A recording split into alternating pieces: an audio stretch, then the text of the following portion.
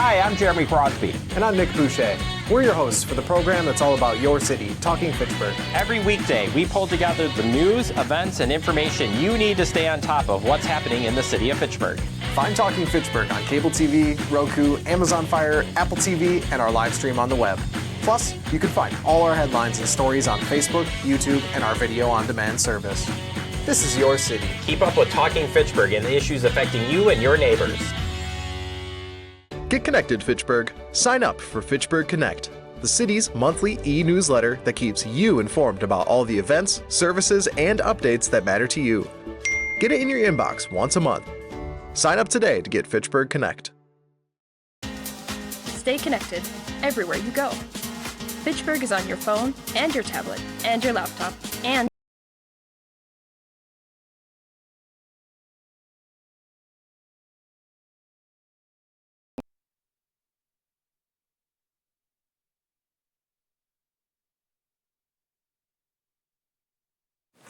Okay, call the meeting to order for the August 2026 Library Board at 5:30 on August 19th. I don't think we have any public appearances. Approval of minutes. May I have a motion to approve the July meeting minutes? I will make a motion to approve the July 2026 minutes. Thank you. Any corrections, additions, comments about the minutes? Okay, all in favor of approving the minutes, say aye. Aye. And opposed, none. Okay, financial report. May I have a motion to approve the May financial register and overview? I will motion to approve. Brett, thank you. All right, I will go over a few things here. You'll see a couple of background checks. We did hired a couple of folks, so that's good. Oh, back up, sorry, 240, service call from Integral Building Systems. We have a card swipe that is not working on the Lacey Road entrance, and we had them come look at it, and they swiped it, and it worked just fine. Until they left, and now it doesn't work again, and Kevin is working on it. But that is an account, as you know, that we have no money in, so we are overspent, I think, in that account already, which we expected. So we will deal with that as we get to the end of the year. You'll notice in 387 that we spent almost no money. So this is, it's the last 2 months we've seen this. This is a result of the migration to the new system. So we had to stop ordering. We couldn't use the acquisition system. So you will see this ramp up again later in the year, and we will have to spend pretty fast to get this done. It took them a while not only to get up on the system, but we do something called EDI ordering, which is what allows items to be in the catalog to be reserved before they're actually here, and that took a long time with each individual vendor to set up. So we are back on track, but it looks a little weird. And then I have to take my lumps here because in account 350, you're going to see a lot of dishwasher charges. So the dishwasher is the original dishwasher that was donated to us when we opened. It's in the staff lounge. I very firmly believe that one of the ways you make a workplace run smoothly is by not having everybody leave their dishes in the, so I wanted to replace it. I was shocked we got as long out of it as we did. I reached out to several different companies in Fitchburg to get a donation and did not get one.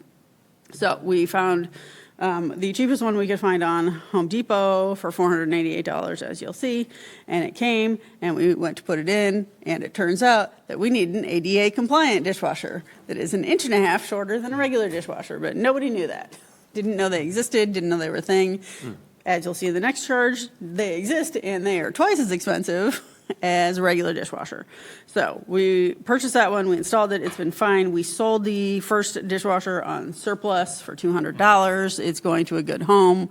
I'm glad we got some money out of it. I apologize for this whole mess. I hope I never have to buy a dishwasher for the library again, but now I know.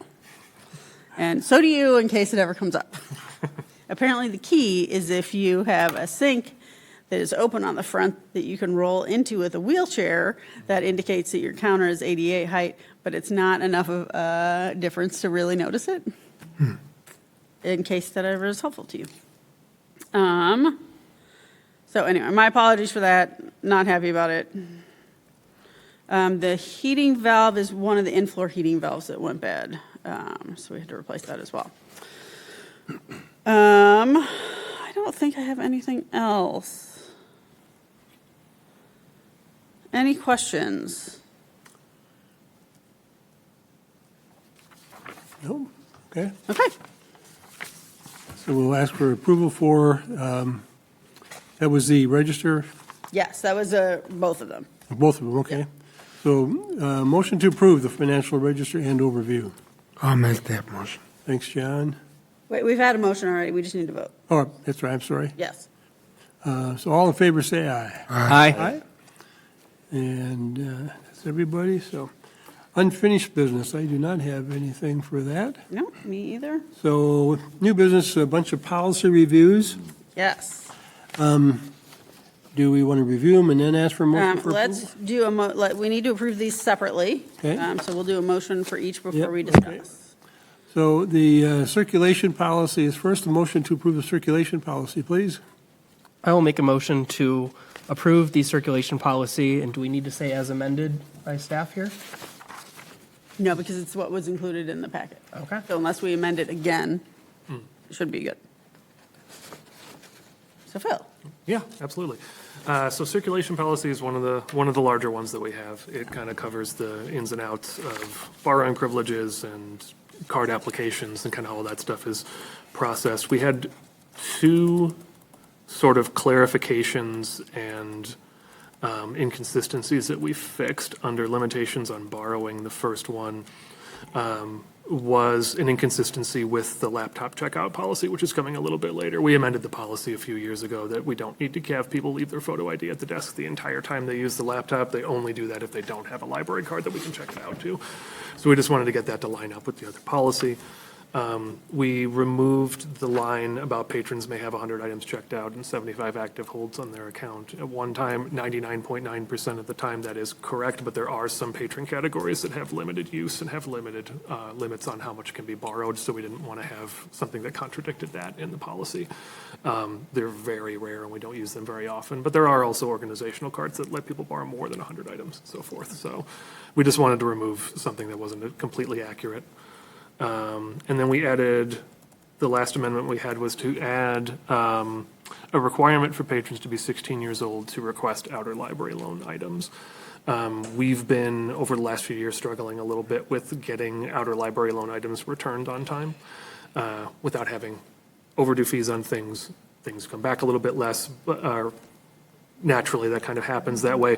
With outer library loan items, when these are borrowed from other library systems, so oftentimes from the UW system or for like the Bridges library system and so forth.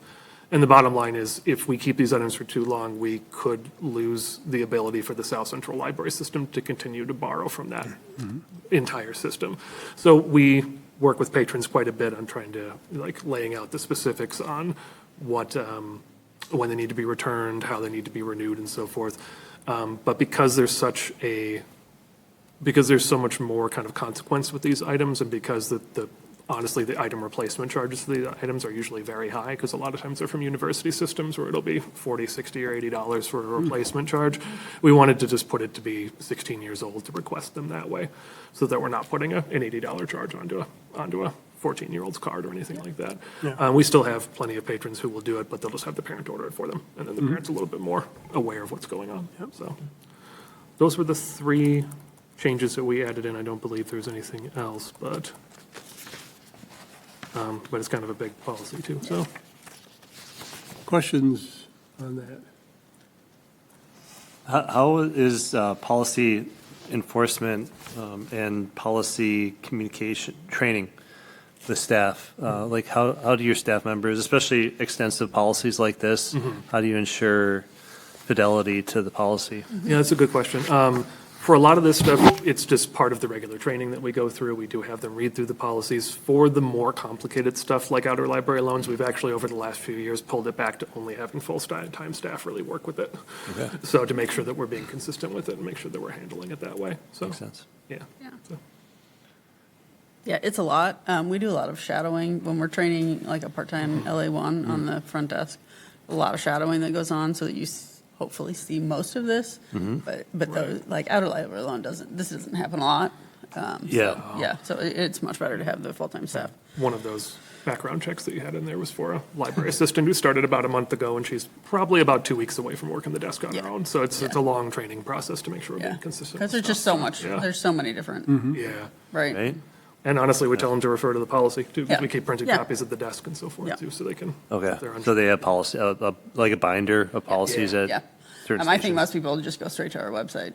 Okay. Staff too, to look it Yeah.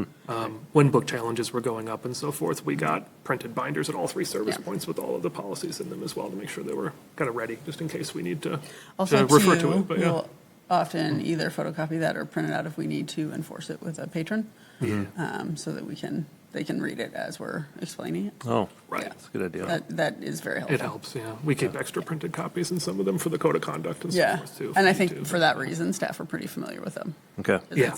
Which is also why we bring it to the board every year for approval. Yeah. So that they're up to date, so that you're not handing somebody a policy and saying, well, this is Right. approved 6 years ago. Good, Yeah. it's a good hygiene thing. Yeah. I know MMSD deals with policies Yeah. and Yeah. inadequate Yeah. processes in some areas, but it Yep. sounds like it's pretty solid here. Yeah, it's just easier for everybody if it's Yeah. all very clear. Yeah.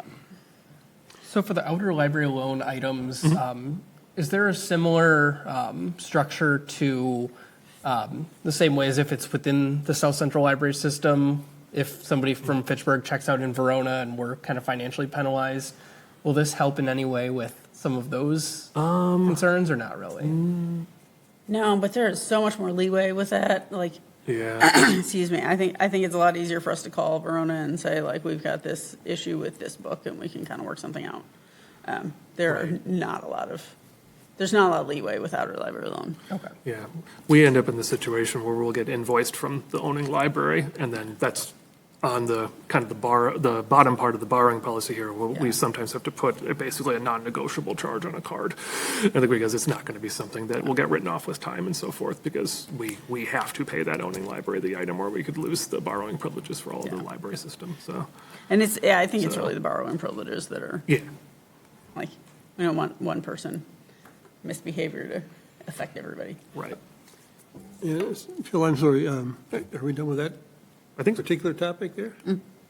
Okay, the other question I had, and you probably covered this, I'm sorry if it went by me, but the one that you deleted, patrons having 100 items checked out or 75 active holds, can you talk a little bit about that? Yeah, absolutely.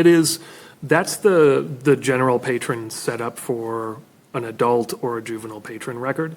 So 99.9% of the time, that's what people have. They can have 100 items out, they can have 75 active holds, but we do offer cards also to organizations and nonprofit businesses that have higher borrowing privileges. We don't do it very often, but the Madison libraries and some other libraries will offer, they call it like a limited use category. It's oftentimes for folks who are either like on a payment plan to kind of pay something off, or might be someone without like permanent residence or permanent address that they can put down. And that has fewer items that you can have checked out and fewer holds that you can have at one time. So we wanted to, even though most of the time it's correct, there are instances where it's not. I would also say I know the Bookmobile will do limited use cards if they've got kids that don't have parents with them and they want to be able to give them, so that you'll be able to check out 3 items at a time, and then you can return them and check out 3 other items. But it prevents you from getting a huge amount of items on a card that then have to be paid off when the parent has not agreed to the card. And we've had some parents actually request it over Yeah. the years too, Yeah. just to say, just set it to limited use so that they can have 3 things at a time. Yeah. But because it's not 100% correct, and we didn't want to break down all the individual different patron categories and how it works, we thought we would just pull it. So, Okay. but at least that was a suggestion. Yeah. So. All right, so other questions on circulation policy? Then all in favor say aye. Aye.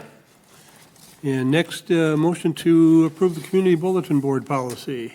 I'll make that motion. Thank you, John. Okay. Yeah.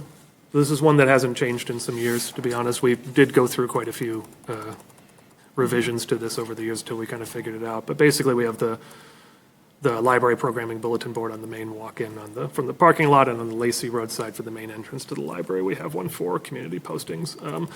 We kind of keep the ideals of what we're looking for here, and generally speaking, people drop stuff off at the desk, and we have some of our full-time folks who manage those boards to make sure things are going up and getting rotated through and that they meet the guidelines and so forth. But kind of the long and short of it is that people can put informational stuff up, but that we're not really I think the second or third day we were here, we had to pull down, someone put up 4 or 5 signs for a boat and a used car they were selling and stuff like that. It's like Craigslist. So like the exactly. library. So we're just, and there's certainly places for those kinds of things, but we just sort of, we keep it just to kind of free informational programming. And some language to kind of support that. Yeah. All right, thank you. Questions?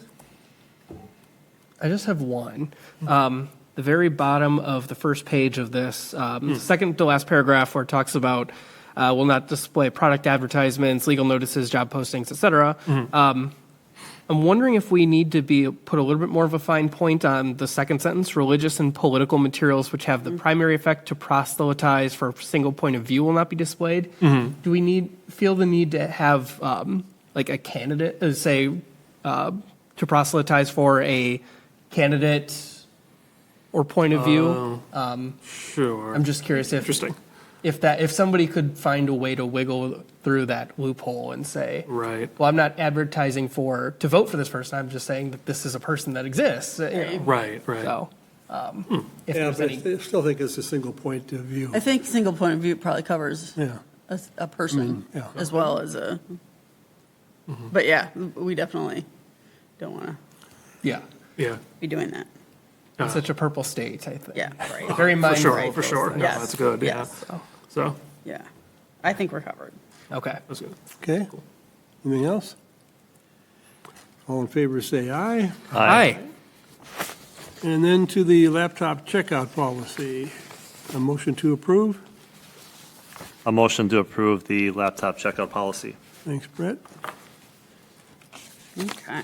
And because the laptops that we have for in-building use have such a high price tag on them, we wanted to have a separate policy for it, because I think it's an $800 replacement charge. It's the cost of the laptop, basically.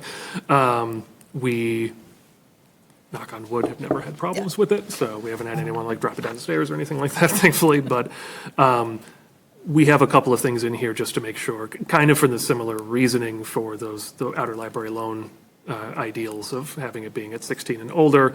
We have it set that way. We definitely will have parents that'll come and check them out for kids, and that's totally fine, but we just want the parent to be the one who's kind of making the call on that, because they do have unrestricted internet access, obviously. And it goes through a little bit about kind of showing ID at the desk when you check out, and again, we kind of brought the CERC policy up to date with that, and some more procedural stuff, returning it within 30 minutes of closing and so forth, and things that we don't bump into very often, but so. Yeah. And they do not take that off premises, it's in-house only. In-house only, yep, so. And then just making sure that there's information in there about, similar to the computer use policy, about not adding or installing programs or changing anything, and I mean, good luck if you want to anyways, they're locked down within an inch of their life, but just those kinds of things, and that using it would still abide by our computer and internet use policy, so. Yep. But, Yep. And that printing is available. That was not always the case. yeah, no, that wasn't, and that is nice that we can do that now, so. Okay. Where did the two come from in terms of laptops to check out? It mostly came from, I think, the number of laptops that we had. We had a couple of groups years ago that would come in and check out all of them at once, and we wouldn't have enough to share. So honestly, we haven't had anyone check out more than one in years at this point, I don't think. Rare. But I do think a parent and a child could yeah, do it at the same time. Or if you had a tutor and a kid, maybe. Or parent checks it out for 2 kids. Yeah. absolutely, Yeah. absolutely, yeah. So originally, the policy wasn't very clear of whether you could check out one only or all of them. So we kind of went for splitting the difference of having it being. Yeah. So Yeah. yeah. So yeah. Okay. Anything else on that? So, all in favor, say aye. Aye. And motion to approve the privacy in library records and library use policy. I'll make the motion to approve the privacy of library records and library use policy. Thank you. So this one is about probably 1/3 explanation of kind of why we have this. At the beginning, it talks a little bit about patrons' freedom to privacy, kind of what legal responsibilities we have for protecting that and so forth, and kind of what is included with that, down to talking about circulation activity, talking about physical presence in the building and so forth, and things that we also train staff on. And then it kind of breaks down into, honestly, part of the Wisconsin state statutes. So those have not changed. So the Wisconsin statute 4330 is still straightforward on what we can give out and what we can't. And we kind of have the first page is sort of like a slightly easier to read translation of that. Yeah. So generally what we can give out, what we can't. I feel like this is a privacy policy that we don't have to refer to often, but is one of the more important ones that we need to have. When you need it, you need it, Yeah. for sure. It's Yeah. usually it's, And is also in the binder and on the website. oh yeah. I think staff are most nervous about enforcing this. And I think 100% would get a manager or me to handle it. Yeah, absolutely. I mean, I think the most common thing we get that bumps up against it is obviously completely innocent, but it's just like someone saying, hey, I'm here to pick up holds for my partner. Do they have anything waiting for them? But unfortunately, that's part of the protected record that they have, and we can't, if they're available, you can pick them up, but we can't give you account information for someone else without them being here. Yes, and I think that sometimes patrons think that's ridiculous. Like, I don't think that they necessarily always think that it's really a privacy issue, but we really do. Yeah. Yeah, yeah. And that's the same even if it's like, husband, wife, or like parent, child?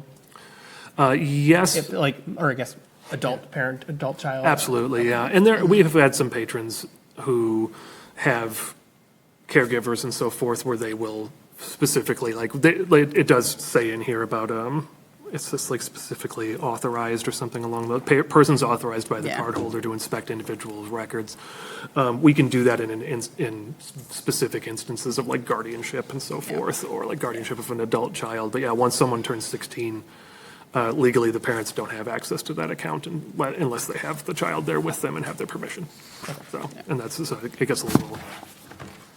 And 16 is the state statute. Yeah. I think a lot of libraries say 18, and that is not legally Right. defensible. That's why We said 18 for years. Exactly, Before we did. Before we realized that we were incorrect. That's why we rolled it back to Yeah. 16 to sign up for your own library card, because really at that point, you have full access and full rights to it at that point, so. But yeah. So. Anything else on the library records and library use policy? All in favor, say aye. Aye. And then on to theft of library materials policy. A motion to approve, please.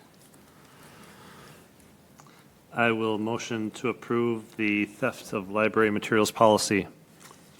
Okay. So this is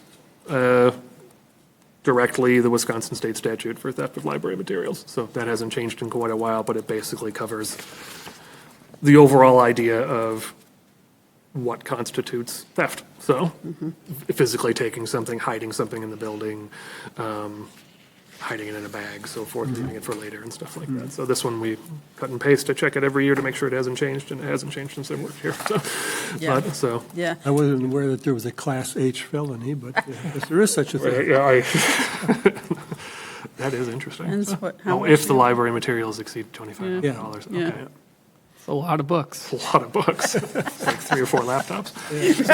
Or a few laptops. So you can only check out 2 laptops. That's true. So you can only get 1,600. So. I will say an interesting sort of side note to this is the concealment part of it. So we have in the past had patrons, specifically during Pride Month, take books off of a Pride display and stuff them behind other books on a shelf so they couldn't be found. Oh, And we did send them a letter or an email and reference this policy to say that you are preventing other people from using that. And frankly, if we can't find it, like, it might as well not live here. Right. Right. So we have had to use that a little bit.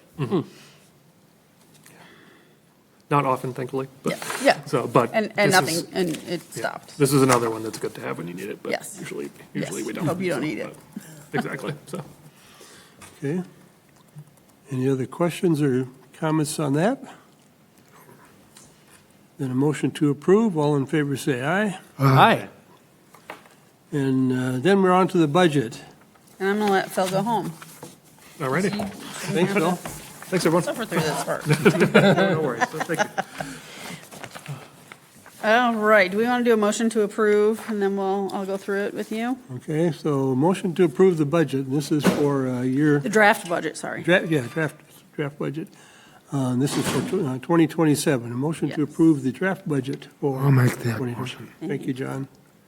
All right, so this is not a finished document by any means, but it is where we are at the moment. And there have actually been updates since we posted this, because I had a meeting yesterday with the finance director, city administrator, and deputy city administrator. I have color-coded a few things in here just to hopefully make it easier.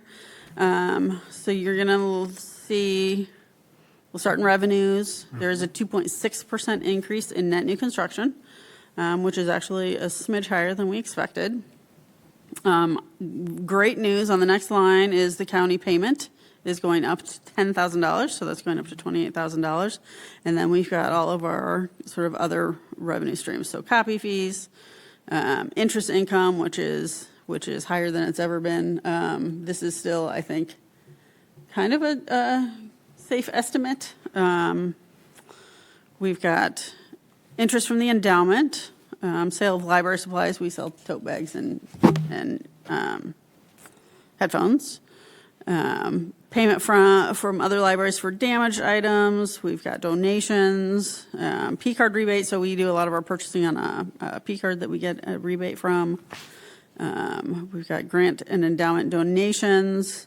Miscellaneous revenue is mostly adjacent county payments and money from like the Vortex downstairs, that kind of thing. And then sale of fixed access. So when you sell things on surplus, we make a little bit of money from that. And then unassigned fund balance applied. So that's in green. That is because that is coming out of our savings. So our budget overall can be overspent by that amount, but no more, because we are taking that out of savings. So you'll see green on the very bottom here as well, that currently is at $216,000. So you'll see we are not currently balanced. And that is part of what we are continuing to work on. If we go into expenditures. Sorry, the 190,000 assigned fund balance, that, it looks like that will be definitely used, pulled out and used. Yes. I mean, that's what we're expecting. Anticipating that based Yes, on your budget. right, Yeah. right. Okay. Yep. Do we have a dollar figure for how much will be left in that 250, 49, 30, 251 account? Yeah, if you look on the second page, third page, sorry, we're going to be down to $8,666 in our fund balance. That, I don't think that will actually go that low, so we tend to budget high for CIP projects so that we don't run out of money for them, and then we don't use it. Also, if we have unexpended funds in any of our accounts at the end of the year, we will not take money out of the savings. So typically, we don't spend nearly what we expect to spend. So like this year, for example, we budgeted $200,000 for the children's library project, and the Friends are giving us $55,000, so we simply won't spend that $55,000. It'll stay in there. Okay. So it's kind of a moving target, but Misty and I keep a pretty close eye on that. Okay. All right, so back to expenditures. Salaries and wages and benefits, those numbers are all coming straight from the finance department. So they put those in there for us. Then we go into the accounts that I'm budgeting for. I've got a couple of them highlighted in yellow, and that is because in order to balance this in the next couple of weeks, those are the accounts that I'm looking at taking funds from. I had been real happy because I thought I was going to get some money back into accounts that we had to lower last year, mainly that 240 building repairs.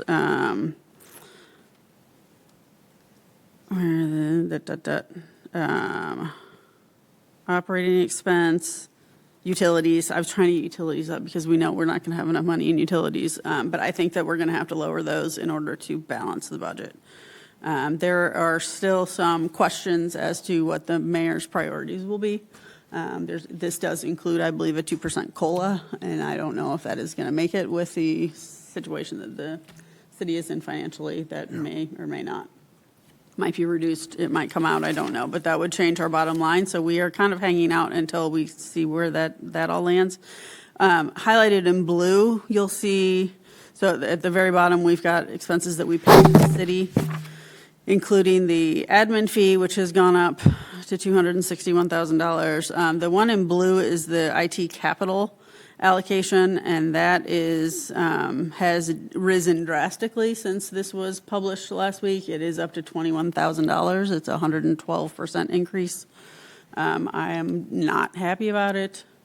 We are discussing it. I do think there's some fees that we should have been charged from the city that we weren't, but it continues to be very expensive to get IT services. We pay sort of as a, we get some of our services from South Central and we get some from the city. We pay South Central $85,000 for the year, and we're now going to be paying the city like $130,000. Mm-hmm. Seems like a lot. I have put in a request, not formally yet, but I have talked to Misty about having the IT department head for the city come talk to us about how that is all split out. And she said she'd be happy to come as well to kind of talk about that over. So I thought we were in not a bad place until that happened yesterday. And now I'm less happy than I was. But this is kind of always where we are at this point of the year. So we will figure it out. Our utility account is not looking good. You all know that from seeing it every month. I do think we'll have funds at the end of the year within the budget to cover it. So I don't think we'll be overspent. But it's not great. This is not great future planning. And Misty knows that, and I know that, and everybody knows that, and that doesn't make there be more money. So I think the only way to solve this long term is to increase the money that we make from the county, which we can't really control. We're doing all the things that we think we can, or to get more money out of the levy, and I feel like that's a hard sell right now because of everything going on in other departments and with a referendum not passing. So this is not catastrophic by any means. We'll figure it out. It just gets harder every year. What questions do you have? The second document that you have is just kind of the narrative, and that gives you a better idea for some of the bigger accounts, like 290, where we do a lot of contracts. It breaks it down into what that pays for. So that's just a little bit more detail for you. What questions do you have? What's Envisionware? Envisionware is the service for the sorter. For the sort room? The materials handling system. Got it. That's a big one. Mm-hmm. And that we had to approve a 10-year escalating service fee when we bought the sorter. So on the third page, I'm back to the fund balance here. Yeah. So when I look at the assigned fund balance for building maintenance here, going from end balance 2024 actual to over $500,000 to, with the 2027 budget request, $8,666. What happens when that runs out? Because that looks like it's not far off. It does, but it won't go down that far. Also,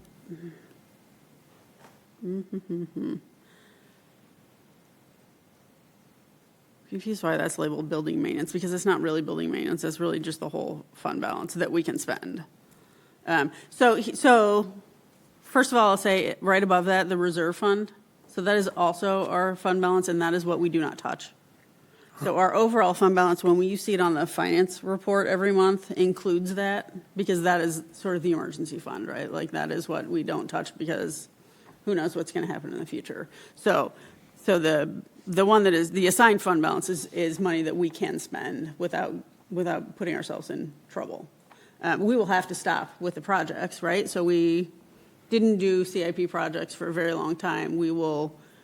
We've done renovations around the buildings in a way that we haven't done ever. So the last 3 years, next year, and then if we do the basement the year after. Cell checks are always going to come out of there. Sorter is going to come out of there. The library van is going to come out of there.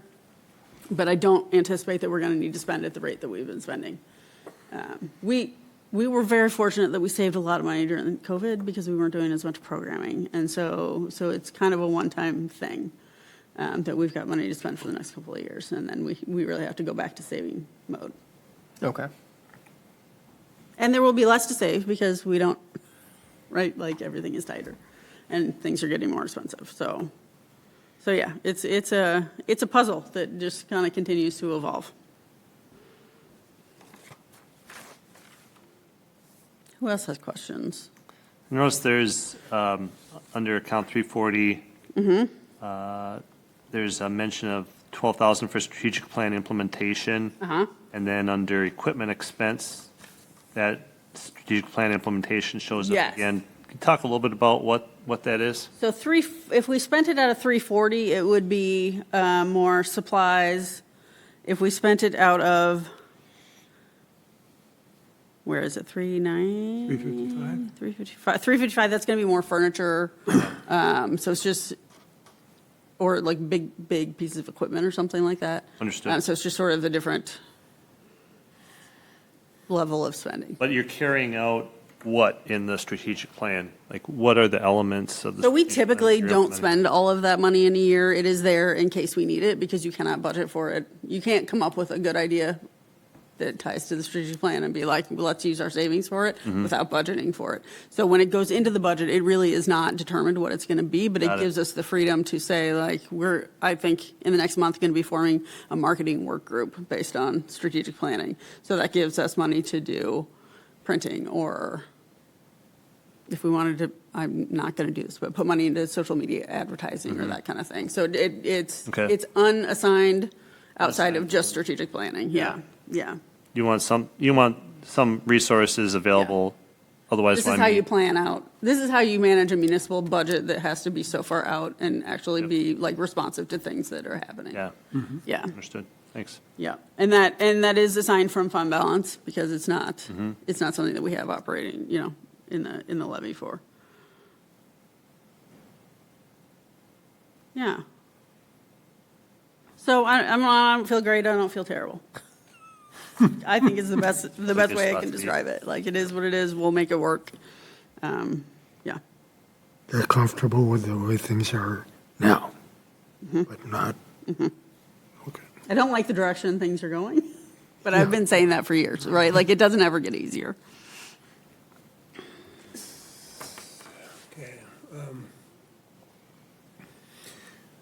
So you're feeling where we are today compared to where we were last August when you were looking at? I feel exactly the same.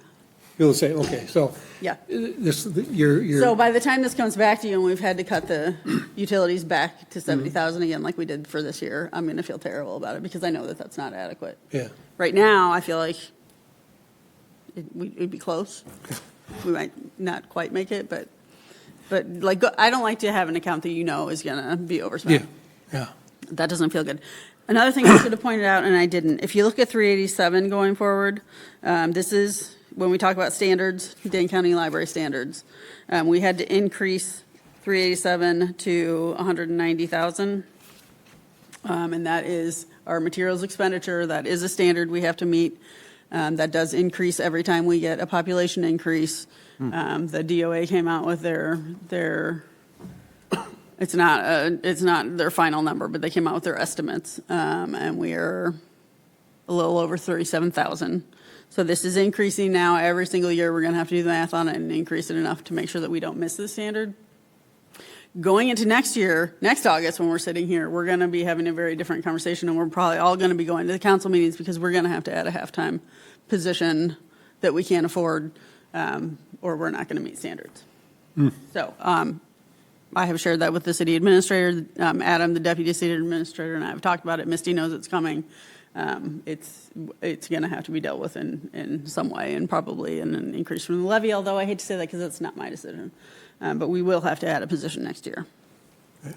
So just so we're all, What standards? Dane County Library standards. Dane County Library standards? So it's Which- based on our Which body is population. setting that standard? What body Dane governs? County Library Board, and then Dane County Library and then Board. it's been approved by every board in the county. Okay. So we talk about wanting to change that standard, and every board, like every library board in the county, would have to approve it, which Not going to happen. is never going to happen. what the county standards do, and I appreciate this, and I also bristle at it, is it protects libraries from having their municipalities say like, oh, we'll just take this from you because we need it over here for a little bit, and then never giving it back. So there is both a minimum expenditure that every municipality, based on their equalized value, has to spend. We are well over that, so that doesn't worry me at all. But the standards have changed over the years. So when we opened, we had a standard for the number of items in this building, and we didn't meet it because we were brand new. We had 3 years to meet it. We met it, but then we got into not being able to spend enough money on e-resources because those don't count. It was just the things in the building. And I said, look, I can stuff this building full of books. It doesn't make circulation go up. It actually makes it go down because you can't see anything. And I talked to other libraries about it, and we went to their county board, and they took that away. So they changed that one. But the expenditure, I don't think any library would willingly change, and the staffing, it protects libraries from getting cut. Even given the significant strains that all of our municipalities, Dane County and beyond, are feeling. Yes. So I will say we spend the second least amount of money on collections of any library in the system. If you do a per capita, we are at the very bottom. I think Madison was below us. We actually might be at the bottom right now. Madison had an influx of money last year. So other libraries are not up against that like we are. So I don't think that they would be willing to change it. Staffing wise, I think the same thing. I think what works against us is that we opened as a library with a sorter, and so we did not staff to the level that our libraries were staffed at because we had the sorter and we had self-checks. We also were able to open with self-checks. A lot of libraries struggled to get people to move away from using the front desk and to use the self-checks, but we always had them. Like, people just were used to it from the start. And so that's another reason that I argued with Dane County Library Service to say we should get credit for that. We shouldn't have to have the staff and the equipment and so we do get an equivalency now. We get a 1.0 FTE for the sorter and a 0.25 FTE for each self-check machine. So that helps us. That has helped us not need to add staff. But I think other libraries, even the ones with sorters, they had the number of staff they had. They added a sorter. They just sort of reassigned the tasks to those people. So nobody else is running up against that either. This also really only affects the libraries that have growing population, or the communities that do, and we are one of the big ones. Sun Prairie's growing a lot, we're growing a lot, but not all of them are. So not very sympathetic to wanting to reduce them. And I see it both ways. I really do. It makes me crazy because I feel like we're doing good. We can use the extra staff, and one of the things, when we talk about a half-time position and where we would put it in the library, when we started ordering again after the migration, one of our biggest vendors that we order most of our children's books from said, we're putting your account on hold for a minute. And we were like, what? We don't have the time for that. What are you doing? And they're like, we have to reassess your processing fees. So we don't spend a lot of time processing items here, and we don't have the staff to do that because that's how it's always been. And they decided, when we opened, we were so lucky. We had an opening day collection. They charged us $1 an item to do Mylar, to do stickers, to do barcodes, to do all of that stuff, which was unheard of low. They continued that after we opened, so we continued with $1 an item, and we were all in with one company, and they went under. And we were left with no vendor. And so then we split out into multiple vendors. There aren't that many. One of the biggest ones went under last year. And so now we've sort of rearranged again. But we're running out of people to go to. So the children's vendor said, we're going to look at this. They went from charging us $1.26 was our current fee to they wanted to move it to $2.25 an item. And we said, okay, wait. What if we took some of that processing in-house? So we are now doing RFID tags and address labels ourselves, and that brought it down to, I think, $2 an item. I think is what it ended up with. So we're saving money there, but we're putting more work on ourselves. So the person that we add next year will absolutely, like, we'll need them. It's a lot of items, like children's, love the children's department. It is so many items, little items. Like with adults, you spend the same amount of money and you get fewer items, right? Like think of a cart of children's books. They're little tiny ones. It's a lot of processing. So we'll need the person. So maybe this all works out timing wise, a good time. I don't know. So if looking ahead here now, Yeah. next August, the library board comes to the council, advocates for this, and there are other needs. We have other departments doing the same thing. Right. And ultimately, the council has to vote no, that it just is not possible. Then the council's going to have to realize that the library tax is coming after we don't meet standards for 3 years, and that's $1 million. But it's not immediate. That 3-year Right. kicks in, so Right. it could So be you can miss 3 years out of 10. Doesn't have to be in a row. Doesn't have to like just 3 years out of 10. Rolling 10. Have we missed them in the last 10 that you're aware of? No. Okay. Real close. Not that we want to do that. No. But, No. Right. Just curious how much Right. wiggle If it room we needed to be have. put off for a year, maybe. But like, I'm not going to take the responsibility of having to pay that library tax when we don't. Right. Yeah. Like Yeah. It's a ticking time bomb. Yeah. Yeah. Yes, but. Which Yeah. is why I really think we need to beg and plead or throw, I don't know, something to get those standards changed. But I don't see it happening. I think I would be more interested in trying to get the formula for county funding changed. And I think That there's too. more. I think there's more. Right, like I think there's several ways to do that. I don't know if anybody's interested in that either. I think there's I shouldn't say that. I do think there's more interest in that. I do think people see that it's inequitable that Verona gets most of the money. Certainly, Madison is paying in a lot of money to that formula. So I can't imagine that they wouldn't like to see that change.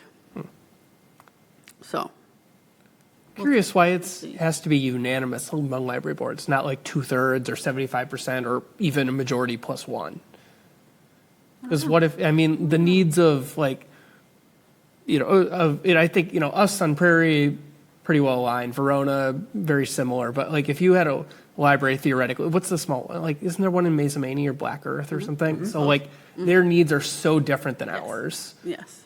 We could throw, kind of stonewall them, or they could stonewall us, and then Their needs are different, but the way the standards are set up, it's a factor on your population. So it is pretty equal for everybody, because there are population categories, and the factor changes with each of those. So as your population goes up, the factor increases, so your number is higher.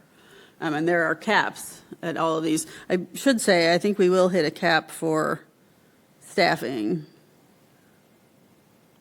at maybe 20. I shouldn't say what it is without looking at it. There is a cap built in, so we don't have to grow forever.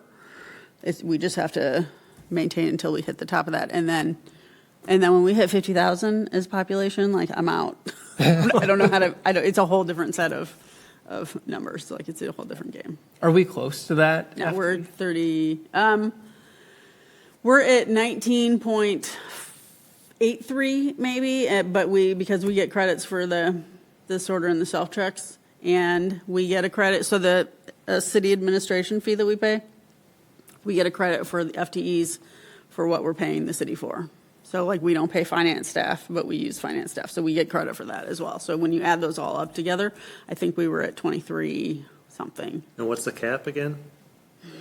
I don't want to say without double checking it. I want to say 25. So we're close. Close.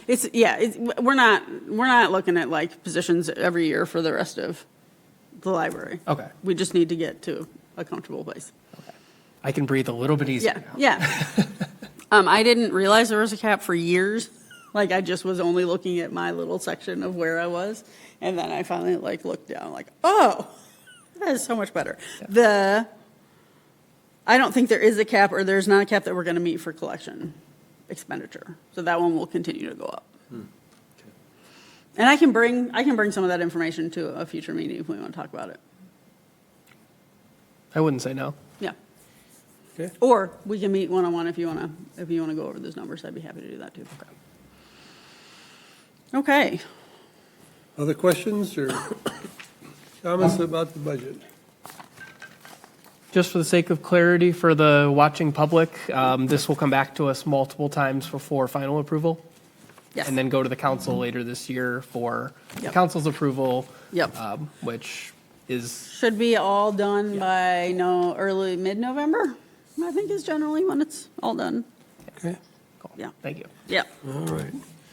So, we will vote for approval of the draft budget. All in favor, say aye. Aye. Aye. Okay, and then President's report. I really don't have anything other than the fact that every year we are asked, the officers of the board are asked to do a performance review for the library director. That will be coming to us within the next few weeks, I guess. So Rachel and Mariah and I have been notified of that. When that comes, we do have a review with the whole board. Yep. You'll go to closed session in September. Yeah, yeah. So that is all from me. Alder report? Really, the only thing of significant note to this body would be that at our meeting at the end of July, we approved the CIP, the Capital Improvement Plan. There were no changes to the 4 items specifically for the library. I did want to flag one amendment that was discussed that would have affected solar investment across the city. So there was an amendment to add additional funding to allow for more solar installations in the city to try to take advantage of some federal credits. That amendment ended up being withdrawn. There was some concern about adding more liabilities to the balance sheet, if you will, without having sufficient capital to repair them. And I had outlined the issues we've had on this building as reasons why we may not want to go down that road, knowing that there are other installations in the city that are having other issues. It doesn't sound like, I think the library is special. We may be having some of the biggest issues, but wanted to make sure, because I think there was already $40,000 worth of solar needs across the city.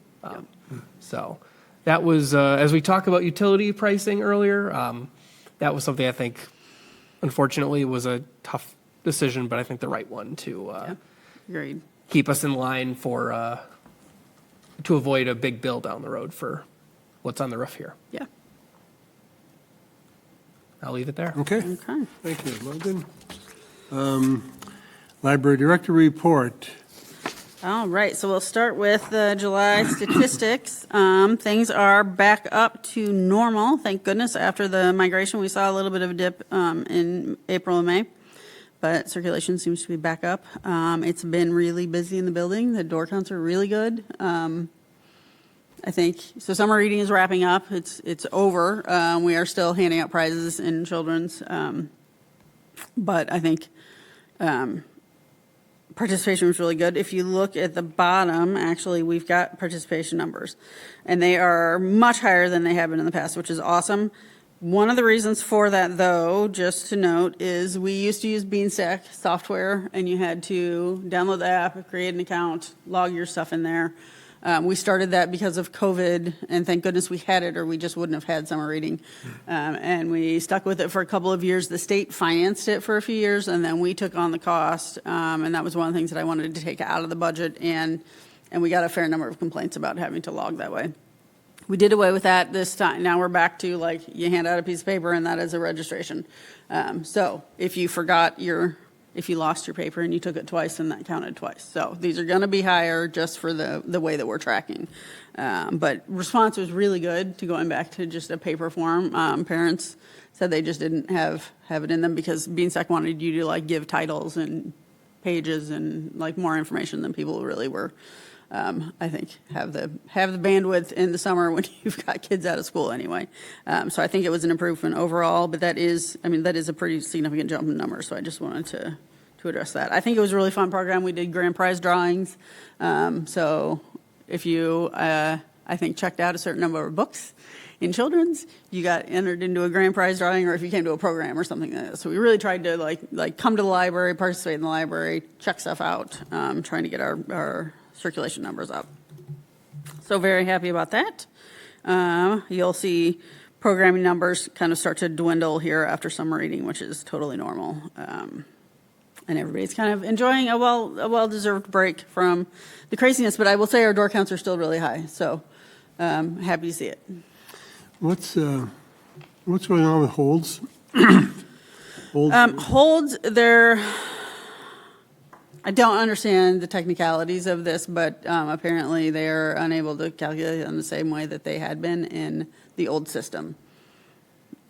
I kind of call hooey on that because I feel like a hold is a hold, and that shouldn't be hard. Yeah. And I'm sure every library that uses Cersei Dynamics counts them, so we continue to ask about that. Okay, so it's not anything that's... It's not that they're not happening, no. Okay. There are some weird things going on the back side, apparently today, so we're closed on Sundays during the summer, and for some reason, it randomly decided that we were also closed all next week, and so holds wouldn't expire all next week.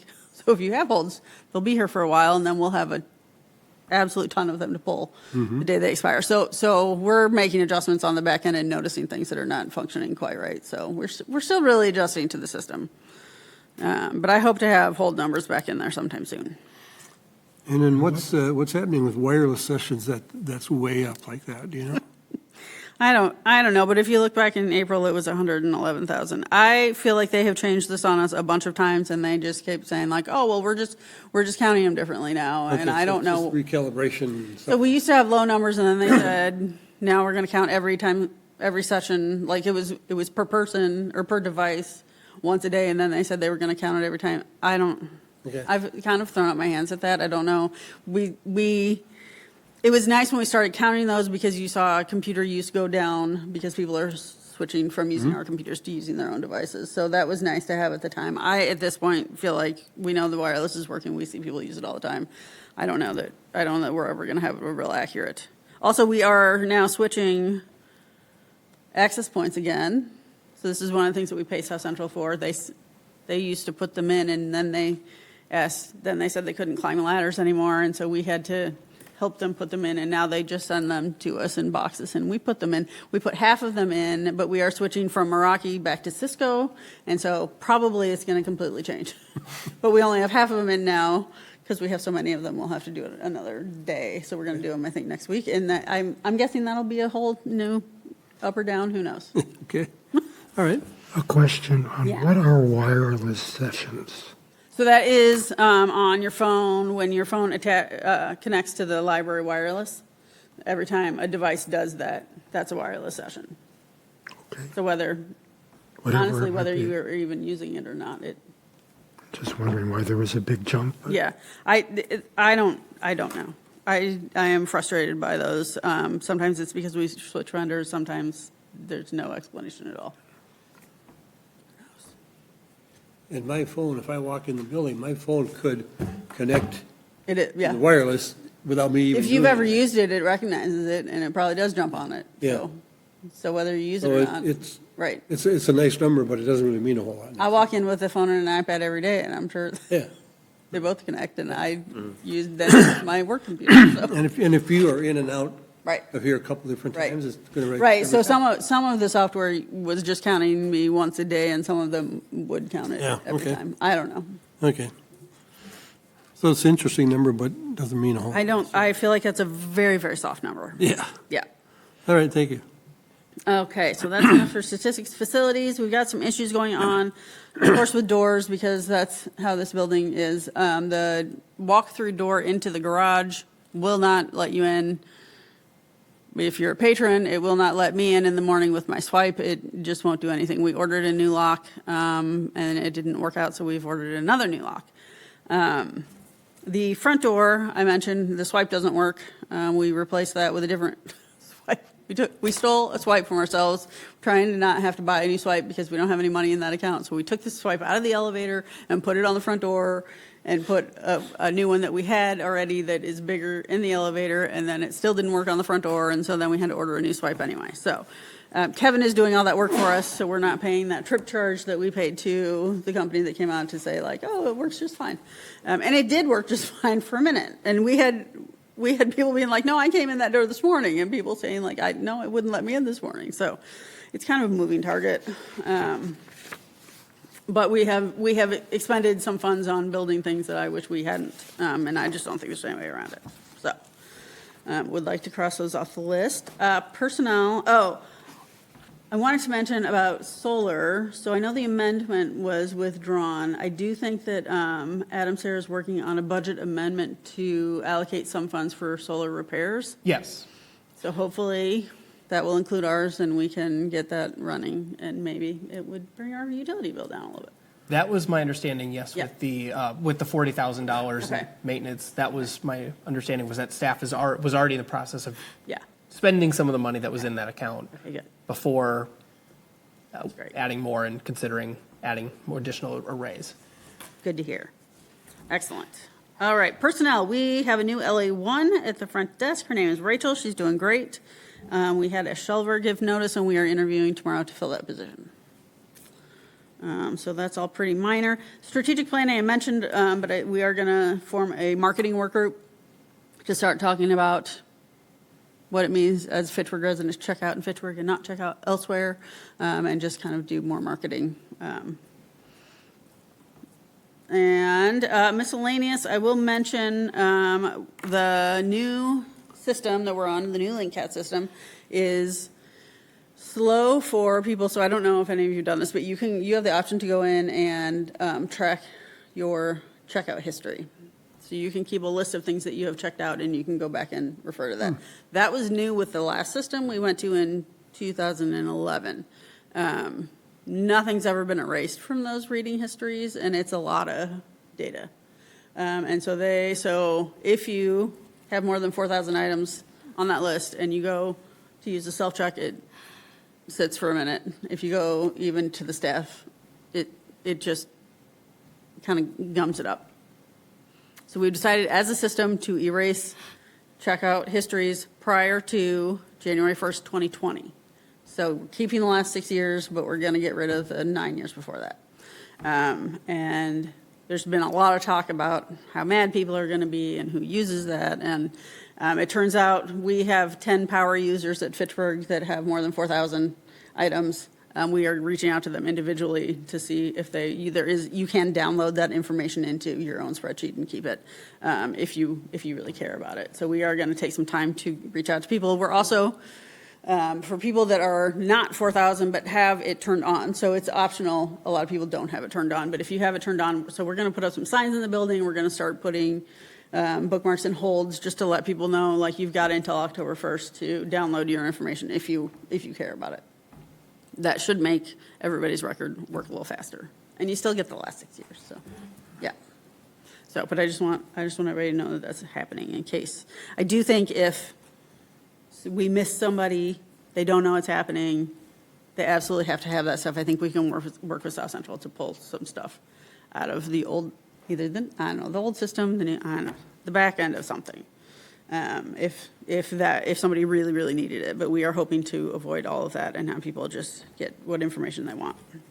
Mine has been on since 2012, and it's hilarious to look at what you read, 13 years ago, but not really useful to me. So I don't know.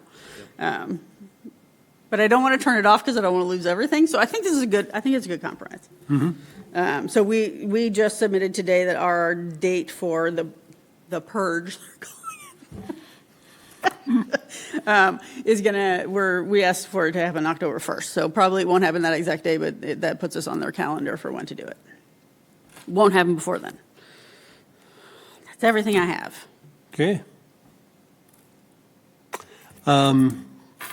Announcements. Well, first off, thanks everybody for being here. So we had at least quorum, so we could get through a lot of the policy things. Lots of information there, but rather delay that till next month. 4 is a quorum? Yes. Yeah, so we just met. Yep. So thanks for being here.